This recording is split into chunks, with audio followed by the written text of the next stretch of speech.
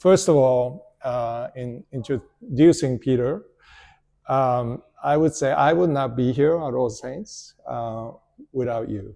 And without your leadership at Men's Group, which meets Tuesday mornings at 7 a.m. Everyone's invited. Everybody's invited. Men's Group, and we have also readers group after that. I don't know if that's still continuing. Oh yeah, yeah.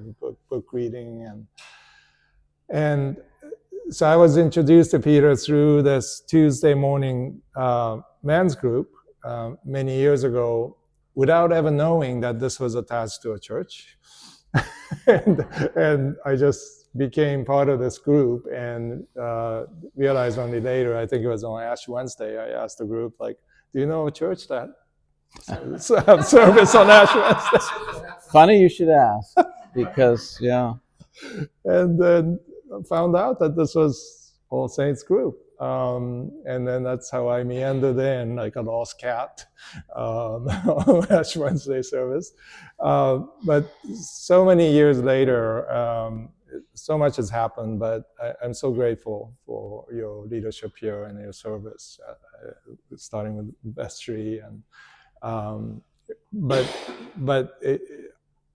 I would say that one of the things that I wanted to bring out today is our conversations about William Buckley, and which we had many of these conversations, and your background, and why don't we start with how you got to know him and your sort of a macro picture of your background in how you got involved in politics and so forth. Yeah. Thank you very much for your kind notes, but I can't say that they're all true, but I thank you for them. You know, my father was a subscriber to National Review. And when we were living in Tehran, he was the naval attaché to the embassy there. We basically had the sporting news and we had National Review to read. And so it was left around the house promiscuously. And so I picked it up and read it. So I was a National Review reader. How old were you? 9. And, you know, but so I was always a fan. And I moved to New York to go to graduate school in 1980, and that's where National Review was located. And so I found myself in some of their events. And eventually, when I made a little bit of money, I gave contribution, and I met Bill and at one of these events, and it was pretty interesting. What year was that? 1987. Okay. And then in 1990, National Review put together a small group to visit Europe and Eastern Europe and Moscow, and I joined it. And we went to, and it was, the focal point was the editor-in-chief at the time was a man named, I forget his name. He was a former chief of staff to Mrs. Thatcher. So he set up our first meeting was at number 10 Downing Street with Mrs. Thatcher, and it was about 15 of us. And Bill and Mrs. Thatcher, they led us into the cabinet room. John O'Sullivan was his name. And I thought it would be a sort of a meet and greet, but we sat with Mrs. Thatcher for 90 minutes and just talked, and Bill and she talked, and you know the rest of us were just like, wow, this is interesting. And it was pretty great. And then we went, even I went to Czechoslovakia and met the American ambassador at the time was Shirley Temple, and our group spent time with her. And this was right when all of Eastern Europe was slightly coming unglued from the communist domination. Then we went to Moscow and toured around. I could go on for an hour about what Moscow was like in the late Soviet period, but spent some time there. And that's, I was sitting next to Bill in the Soviet Foreign Ministry when Gennady Gerasimov, which some people will remember as the spokesman, announced that the Soviets would no longer be sending aid to Cuba. And that the famous quote, which was then in the next issue of National Review, and the cover was, "Some people take communism too seriously around here." And this is like, we're in the Soviet Foreign Ministry. So that was pretty interesting. Then we went to the Vatican and spent time there. And it was a great trip. It was about 8 or 9 days. And I got to know Bill pretty well for a variety of reasons. One is when you're in Moscow, there's no food. You know, I mean, it's just nothing you could eat. And so we were at a pretty nice hotel, but we had like 3-day-old bread. And I was like, man, this is tough. But Bill always traveled with peanut butter. And so I sort of sidled up to him in the morning, and, you know, he was very generous. He was a very generous man. But so, and then after that, we were trying to figure out, so what does all this mean? And particularly for National Review, which we soon realized there's no viable business model for a magazine, even though it had a very strong grasp on its own market. And we started National Review Institute, which was to be a think tank, and I was a founder of that. And then I went back on the board in 2012 and was chairman for a while. And in the intervening years, Bill died in 2008, but I had various interactions with him, and he was a friend. For those who may not know Bill Buckley, it's perhaps a new generation. Who was he, and why is he so important? Well, it's interesting. He is really important, actually. And you're right, he's not as well known as he used to be, but he's important for a number of things related to American politics and our self-conception, I think. First of all, I think one of the most important things he did is, and this goes a little bit into political philosophy, so it's a little, it can be dry, but after the Second World War, there was really no concept of American conservatism that made any sense to anybody. You know, the first part of the 20th century had been dominated by what was then called progressive liberalism, and it kind of broke down in a lot of ways. I mean, Wilson and FDR took the classic understanding of the American system, and I think, and Bill would agree, but I would agree, sort of distorted it. You know, Wilson was very much, he suppressed free speech. He was clearly a Confederate throwback on race issues. FDR vastly expanded the role of the federal government, was open to national price controls, seizing industries, this sort of thing. And so what was sort of a rough consensus of American politics really changed, and there was no opposition to these figures intellectually that made sense. And so Bill really, coming after the Second World War, really invented a concept of the American political system, which we now call conservatism, which was really a classical liberalism that was augmented by an American understanding of constitutionalism. It was very distinct, what he had in mind, from the European concept of conservatism, which was really sort of what they would call throne and altar. You know, it was class-based. It was focused on either a monarchy or the church, which was very antithetical to the kind of de Tocqueville concept America had of just citizens, you know, equality. And you took that, and it was heavily inflected in Bill's mind with libertarianism, and then you had an element of faith in it that was part of our culture, and that was distinctive. And Russell Kirk wrote about it in The Conservative Mind in 1951, and then Bill's runaway bestseller, which was God and Man at Yale, in the early 50s, and then he founded National Review to promote those ideas. But that changed everything about American politics. That's one. Two, he was the first media superstar. I mean, he was in every channel of distribution, every format of media there was, and he had an extraordinary personality that was magnetic, and so he was the first one that did that. And he used multimedia. All of them. We use this word today, but back then. Yeah, and he was gifted enough, whether on television or radio or in print or whatever, live. The third thing that was really important is, from a political, conservative, right-of-center perspective, he was really focused on policing the extremes. I mean, he spent a lot of time condemning and ejecting from the movement anti-Semites, in particular, Buchanan, the isolationists of Robert Taft, the Birchers, who were just tinfoil lunatics, and even the racial populists of George Wallace were really, I mean, he said, no, this is not part of our ideas, this is not part of our movement. So he really did something which today we've lost, which is policing the contours of what reasonable disagreements can be. So I want to come back to that later, but he not only he was multimedia, he invited guests surprisingly Oh yeah. invited James Baldwin to Well, have a debate. I can go down the list. Anyone who is a significant left-wing advocate was on his show. Noam Chomsky. Noam Chomsky, Eldridge Cleaver, Why would Norman he do Thomas. this? What was his Well, thoughts behind that? there are two reasons, I think, although you could go on. But basically, in Bill's understanding, self-government is difficult. It's a problem. If you look at history, it's rare, it's fragile, doesn't work well. The essence of the American system of self-government is a persuasion. You presume an openness to people to debate ideas and to be open to be persuaded, and that openness and that respect for reasoned debate is fundamental. Again, something we've lost, I think, today in many respects. But that was core belief. He wanted to go and find the best, the people who articulated the opposite point of view as best as he could, and get into it with them, because he thought that was really the essence of the American system, which he believed in. The second thing, of course, is it was great television.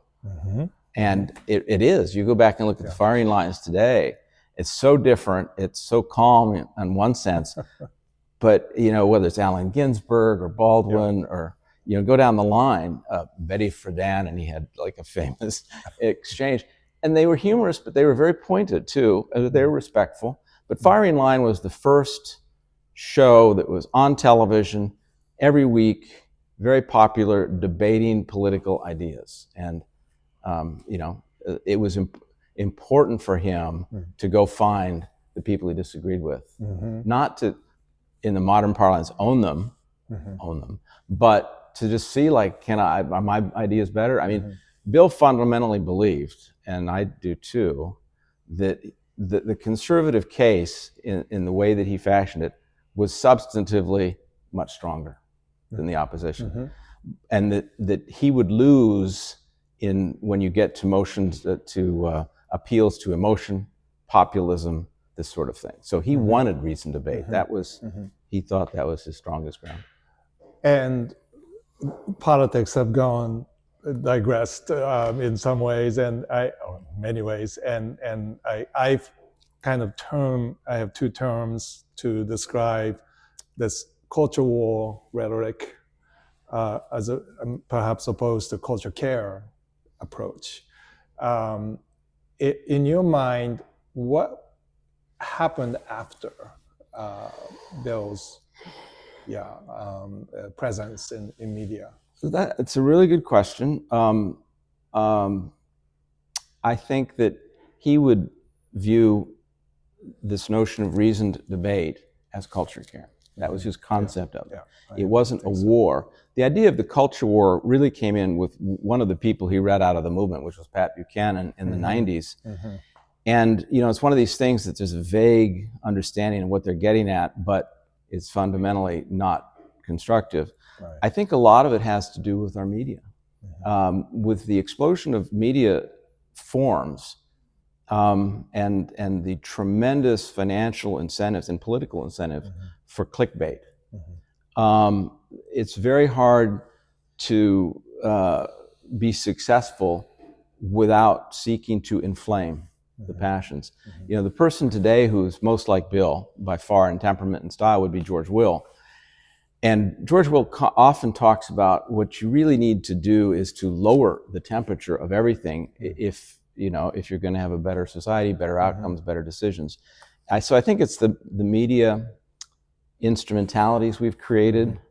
I also think, there are some difficult things in our society, but when you shift away from substance, which our culture always has, but has really done more so, you miss the point. I mean, there is substantive things, but if you're talking away from them in cartoonish fashion, you never engage in what's really serious. So a lot of the discourse, I would say, is sort of non sequitur. It's entertainment. And George Will is known for talking about baseball as much as politics. And William Buckley also had this immense capacity to bring in these not non sequiturs, but they were, I think, related in terms of talking about culture at large, what our interests lie. Tell us some of his personal angles. Yeah, Bill was a fascinating figure. I think in the old terms, you'd call him a man of parts, a Renaissance man. He was not comfortable being inactive. He was constantly having to move around and do things. And he was a classic entrepreneur. I'm now looking back, you'd call him a media entrepreneur in a way. But he was adventurous. He was always looking to do something. Actually, oddly enough, baseball was one of the few things he was not really enraptured by. He had an aide, is a great story, that a friend of his said, "You got to come to a baseball game." And he says, "Well, I've already gone to one." It's like, why would I do another one? But I mean, he was famously a sailor and a pilot and a skier and played the harpsichord. And interestingly enough, about all those things, and he wrote books about sailing across the ocean and stuff, which are fascinating, is when you talk to the people who were there with him, they will sort of quietly say, he really wasn't very good at these things. But he was tremendously enthusiastic about them. And, he was the kind of American personality that's sort of headlong into something without perhaps total preparation, but just the exuberance of the spirit carries him through. But yeah, he was, he had many different interests, and he was constantly on the move. I mean, that's part of what made him successful, is he was such an energetic bunny all the time. Last time we had a conversation about William Buckley was in your house, standing in front of a piano. Oh, yeah. Tell us about that Steinway. Well, Bill loved music, and he loved to play the piano. He wasn't bad. I mean, he just wasn't a concert pianist. But he, when he got married to Patricia Taylor, who was a Canadian, their parents, as a wedding present, they got married in, I think, 1954. So gave a wedding present, a 1926 Bosendorfer concert piano, which is this magnificent, beautiful piano. And Bill loved it. And so he used to famously have these editorial dinners for National Review at his mess in New York, where the piano was, and he would invite someone in to play the piano before dinner, and they'd have conversations. But the piano was the focal point. My friend Larry Perlman has really written a book. That's a whole other thing we should talk to about mentorship, but written a book about, he was invited as a young musical student in New York to come play the piano at these things. And anyway, when Bill died, his son Christopher, they had one child, didn't really want the piano, was not as much of a music aficionado as his father, but knew that Larry Perlman, who had played it a lot, really loved it. And Larry's now a music producer. And so Larry got it, but he didn't have a place. He put it in storage. So about 10 years ago, I was talking with Larry about the piano, and I said, I have a place.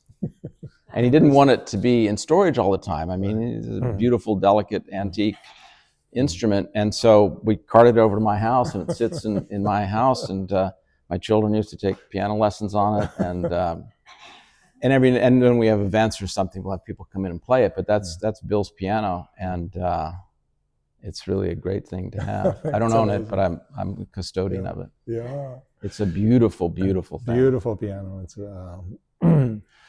tell us about Bill Buckley's faith.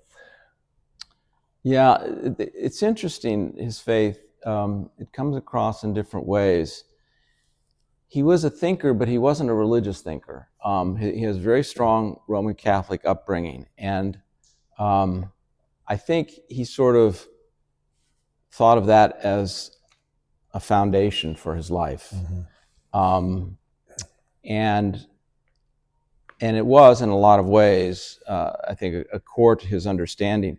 His personality, you would say today, was much more of a libertarian entrepreneur. Some kid today who's just out there starting a business and is exuberant.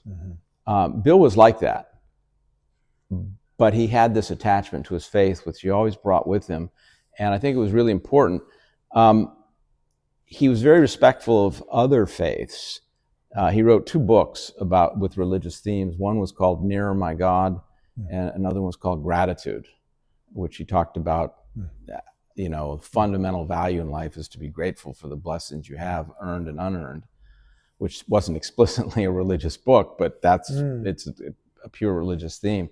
And then Nearer My God was a really reflection about episodes in his life that really brought to him the feelings and the concerns of death and the difficulties we have and encounter in life, and how we can call upon God and what our faith does for us in those moments. And I think he actually said he wasn't very satisfied with the book Near My God because he felt like he didn't really get to the depth of what it meant to him.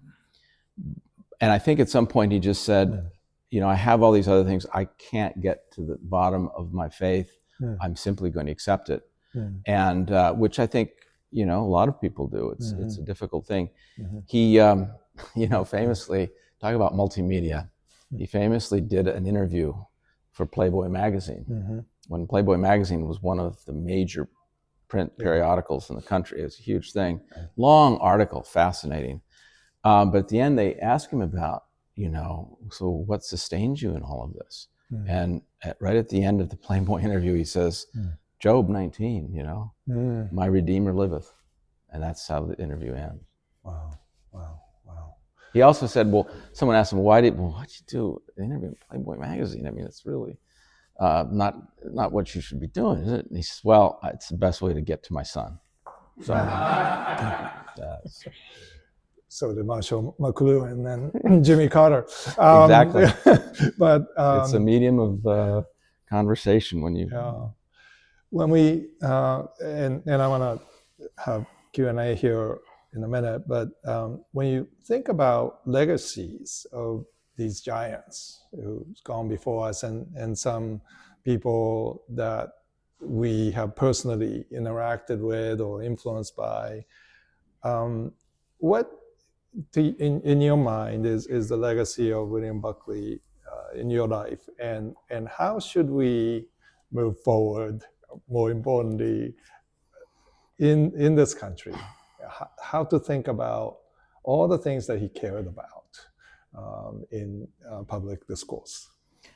Look, that's a very large question. Yes, it is. Actually, a guy named Sam Tannenhouse just published a big doorstop biography of him, which is interesting. It's not great, but it works at trying to get that question. I think his legacy, I would say two or three elements, and I've referenced them before. The first part of his legacy is simply that there's something unique in human history about the American constitutional system. It just is. What was created in Philadelphia in 1776 is different. It's just different from everything that came before. I mean, everything. Obviously derivative of some things that came before, but there was nothing like it. And arguably, there's not much, if anything, like it still. It's a unique idea of self-government, which is the most fragile and fractious thing that human beings have tried to create in community. All of human history is a history, a long lore of violence and tyranny and despotism. It's really difficult to have a large number of people live together without reference to constant violence. The American Constitution set up a system, a structure, where that is sort of like planted a garden that it could start growing. That's unique, and people need to understand that. It's very Lincolnian. I mean, Lincoln, basically, his key point was, we need to have a reverence for the law, the systems of ordered liberty, because that's what keeps us free, prosperous, somewhat just, and most importantly, without violence. And if you start, if you're casual with that, and in his view, and I would agree, the early progressives of the 20th century were highly casual with it. Wilson and FDR in particular did not value that very much, whether it was court packing or seizing industries or whatever, all kinds of things. And so his basic core principle, which I think we should refer back to, is this is valuable. Understand what was set up and why it's valuable and how it should work. because that's much more important than the hot button moments political discourse today. The second thing is, I mentioned earlier, is any kind of self-government without violence, without reference to violence, has to presume an openness to persuasion. Yeah. And that it presumes an openness to reasoned argument, and it presumes a respect for someone else's point of view. Mm-hmm. You got to have that. And so the other person isn't the enemy that you need to crush. The other person is the other point of view that you have to persuade. Or if you can't, sort of live with them, you know? And that's the second thing that's really, I think, fundamentally important. Those would be the two. And you seem to be cautiously optimistic about American experiment. I gathered. I would say say more that than today? cautious. Yeah. I think, I spent most of my life in the financial world, and as you watch markets move, if you have the insight and the fortitude, as Rothschild said, buy when there's blood in the streets, right? You have to take a longer view of these things. Now, unfortunately, as Keynes said, in the long run, we're all dead. But it's true that the fundamental elements of America, our system of government, our culture, are extremely healthy by comparison to anything else. But in and of themselves, we are in a moment where every possible negative aspect of our national life is highlighted. There's no question about it. But I think fundamentally, I'm very optimistic. And I will say, one has to be careful, certainly in my business, of technophilia, But the reality is, a lot of the technological advances we've had are radically, overwhelmingly reducing suffering, reducing poverty. Clearly will save our environment. There's no question about it. That's chiefly an engineering problem. They are well along on it. The problem is our technical capabilities, which are enormous and are good for human beings for the most part, have and are going to continue to outstrip our moral sensibilities. Right. So and that's a difficult thing. And that would be what William Buckley would target, I think, today. Absolutely. He would be all over that. And, that's where he would refer back to a sense of religious perspective. What are human beings for? Right. Whereas I've heard, as you articulate in many contexts and ways, what is this efficiency of which you speak, and why is it really valuable? Well, in some sense, it is very valuable, but it's not everything. And, the future, the difficulty we're facing in the future is not necessarily the difficulties we think we're going to face. The difficulties we're going to face are ones of plenty. Yes. Where human beings are, have everything and forget who they are and what they're about and what's important. Yeah. Too many shiny objects. Any questions, comments? Yeah, read. You mentioned two things about, well, first of all, that was, really interesting. And I think it'd be interesting to kind of see some of the debates. And I was reflecting on, I think there was a series, I recall there was a series of like 2 or 3 debates he had.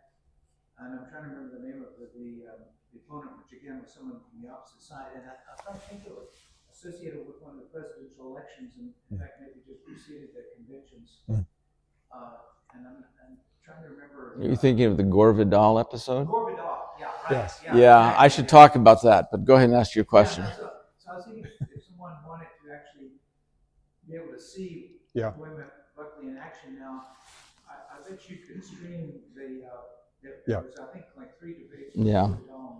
Good way to Well, if I may, I would say Bill really regretted his debates with Gore Vidal because he lost his temper. And in his view, it was, and you go back, it wasn't like really like anything you see 10 times today on television, but he lost his view and his poise. And he felt that he had acted out a little bit on that. And he detested Vidal, whom I think he had very good reason to detest. He was an execrable human being.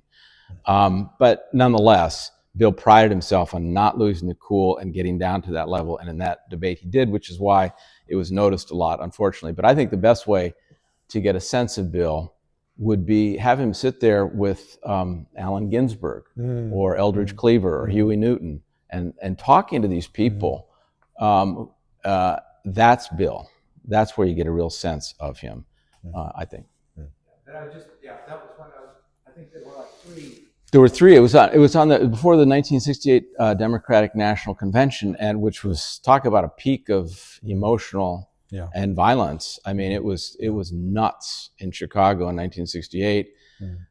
They didn't have control of the streets. Nobody knew what was going on. The Chicago police were trying to stop it, and then they sort of went, not well supervised on a rampage. And in the middle of the Vietnam War, there were 180 to 200 Americans die every week at the height of that. So it was a emotionally charged moment, and Gore Vidal lived to try to get his goat, and he did. And Bill hated those three episodes because of it. But anyway, Bill was interesting. He was almost a constant presence on college campuses for 20 or 30 years. I mean, and he debated every figure of the left there was. I mean, I remember seeing one when I was at Columbia, Daniel Patrick Moynihan. That was pretty wild before I'd ever met him. But certainly a lot of George McGovern and he became very close friends. And there were all sorts of those instances. In fact, and Galbraith and Schlesinger and so forth, actually, they were all to a person, except for Gore Vidal, who wasn't really part of it. They all loved him. There was a very famous columnist of 50s and 60s and 70s, maybe 80s, named Murray Kempton. And Kempton famously said, Bill had a genius for friendship. There was not a mean bone in his body. And he was steadfast. He had a point of view. And there was an element of provocateur about him. So there were times, there were a lot of times when he was just wrong, which he often sort of said, wow, we'll not do that. We're the opposite of that. But he was also a bit of a provocateur, and that was part of his charm in a way, but it was never a mean-spirited thing. But he was all over the place debating these people everywhere. And part of it was spreading the message. Part of it was a calculation that he was a leader of the movement. After Goldwater lost in 1964, it was like, these conservatives are nuts, they got blown away. What is this about? And Bill was already a national figure, but he ran for mayor of New York, which is a tremendous story. I mean, he wrote 50 books or something, but The Unmaking of a Mayor, which was a play on Theodore White's Making of the President. The book he wrote, Unmaking of a Mayor, is absolutely hilariously interesting. And any of you who have spent time in New York City, all of it still rings true, even now. In fact, so many of the ideas he promoted there. But I mean, he did that not to win, but he was good at it and made a significant impact. And after a fairly good showing in New York City, he was really the number one figure of American conservatism in America. Goldwater was sort of past. Reagan hadn't really become prominent. He was it. And so he felt he needed to be everywhere. And he really, if someone called him up and said, can you come speak to these 23 undergraduates in Iowa, he'd often try to do it. And, amazing. Anyone else? Well. You remind us of what he said when someone asked him during that race what he Famously, someone said, well, what are you going to do if you win the mayor's race? He said, I'll demand a recount. He was functioning on a different level than everybody else. You run across in your life in different walks of life. There was different music he was listening to. And it was positive. I mean, he really saw himself as kind of a Pied Piper, but he was an entrepreneur. He wanted to be out there, but he was also an entertainer. The other thing he had, which is really extraordinary, we talk about multimedia, he probably was the greatest letter writer of the 20th century. I mean, think about that. Wow. Not in terms just of numbers for sure, by the way, but just in terms of, he published one book just on letters, him responding to people writing letters of the editor to National Review. And it's actually not that great a book, but it's kind of amusing. I mean, he would write these 2 or 3 sentence responses, and sometimes they were a little glib, but sometimes they were really clever. But he wrote so many of these letters, and he got so much mail. And one of the elements of that, I should talk a little bit about the mentorship thing, because it springs out of the letter writing. My now good friend who owns the piano, Larry Perlman, was his parents were Russian Jews. And after some difficulty in the early 70s, under pressure from various, interestingly back then it was from Senator Jackson from Washington, the Democrat, pressured the Nixon administration, which was working very hard to have a détente with the Soviets, a workable way to reduce the risks of nuclear war. And so the Nixon administration was not interested at that point in time in inflaming Soviets' antagonism, but Henry Jackson and a congressman named Vanik, the famous Jackson-Vanik amendment to one of the funding bills, required that any agreement of this sort with the Soviet Union would involve allowing a number of dissidents to depart if they wanted to, particularly Jewish dissidents. And in fact, that happened. So Larry's family got out of Russia in 75, and he grew up, they threw, as often happens in America, interestingly, they put these people in strange places. It's like the Burmese in Trenton that my son worked for, but they put a lot of these Russian Jews in St. Paul, Minnesota.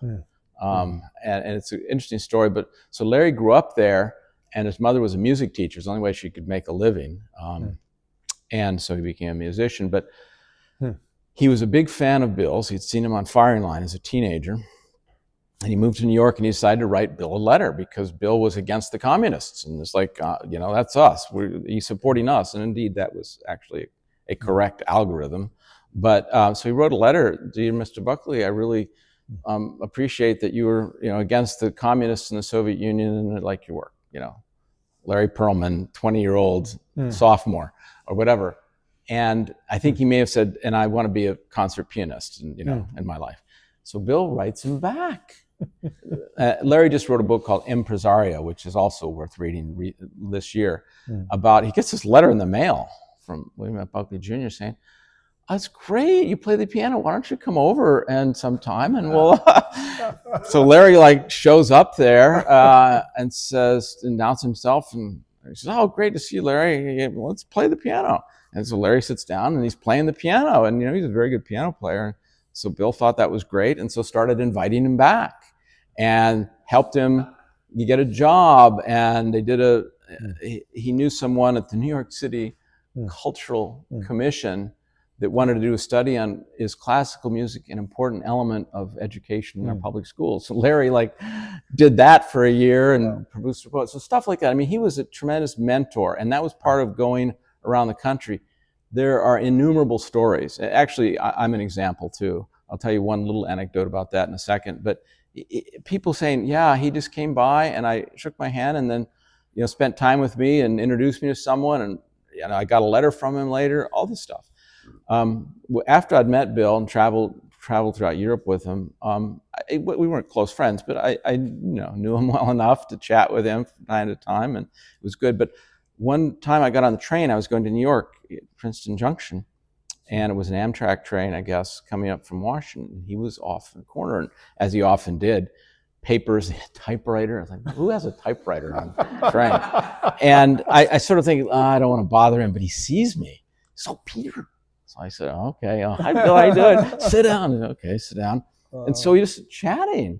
And I happened to mention searching for things to talk with Bill about.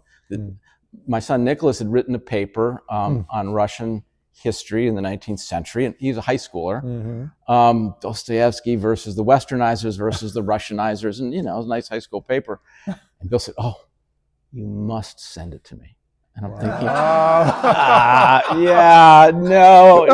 no, you must. So I copy it. I send the paper off to him. Less than a week later, it comes back with his red ink, and he was not, and he's saying, "This is great. That's good. What about this? Goodness. You should ask about that." And at the top, it's like an A+. "This is great.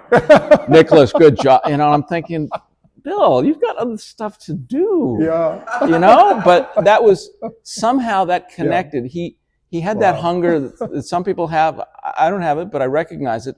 Yeah. He just is energized by engaging with other people, whether they're people he disagrees with, they're the younger people that need encouragement, whatever. And that was an extraordinary personal quality. Yeah. He was an amazing mentor. Wow. It's great to have a Steinway to remind us of all of that.